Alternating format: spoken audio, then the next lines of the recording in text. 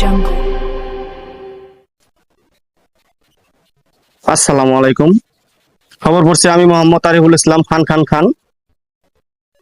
তো প্রথমে থাকছে শিরোনাম, পরে থাকছে বিস্তারিত।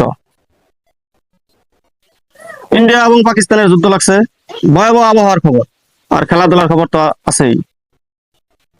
তো পাঙ্কাশ মাছের লম্বা কাটা শরীরটা তার আটা আটা, দাদা আমাকে রানতে বলে কপালে মারে দাঁড়া।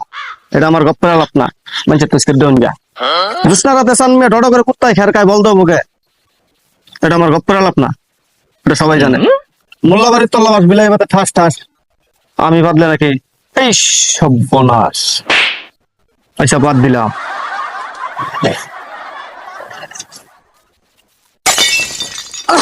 গেছি গা তোমায় গেলি।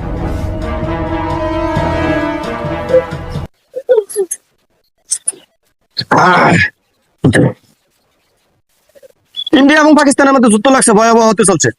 রিপোর্ট করছেন নাই মানুষ।